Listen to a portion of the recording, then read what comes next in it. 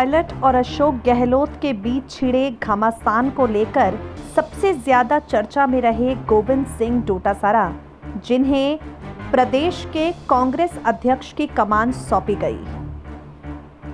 ये कुर्सी जो पहले सचिन पायलट के पास थी, उसे इस पूरे सियासी घटनाक्रम के बीच सचिन से लेकर गोविंद सिंह डोटासरा को दे दिया गया और अब राज्य की कमान संभालते हुए गोविंद सिंह डोटासरा विपक्ष द्वारा उठाए गए सवालों का जवाब दे रहे हैं।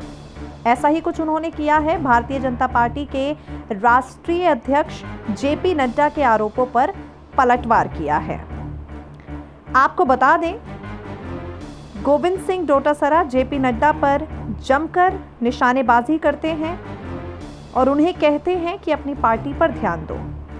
बीते दिनों जेपी नड्डा ने कांग्रेस के कई नेताओं पर वार किए। इसी वार का जवाब देते हुए डोटासरा ने कहा, जेपी नड्डा कह रहे हैं जनता की शॉर्ट मेमोरी होती है, लेकिन उनकी सोच गलत है। केंद्र सरकार ने बेरोजगारी कम करने से लेकर महंगाई खत्म करने और काला धन वापस लाने से लेकर देश की जनता से जो वादे किए, वो देश की जनता को याद हैं। जनता समय आने पर इन सब बातों का हिसाब लेगी।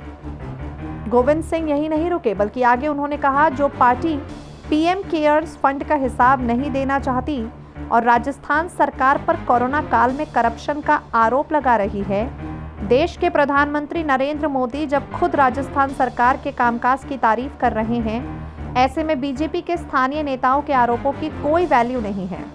नए पीसीसी चीफ ने कहा, राजस्थान में कांग्रेस सरकार को अस्थिर करने की साजिश रचने वाले बीजेपी के नेता अपने ही विधायकों को एकजुट नहीं रख पाए।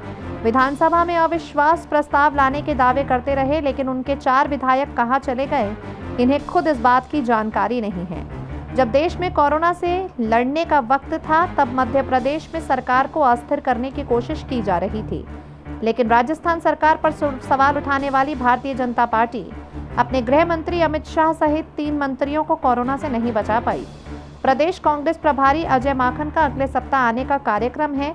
उनसे कांग्रेस पार्टी के नेता, मंत्री और विधायक मुलाकात करेंगे।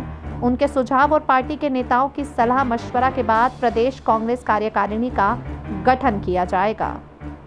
SPN 9 न्यूज़ रूम की रिपोर्ट।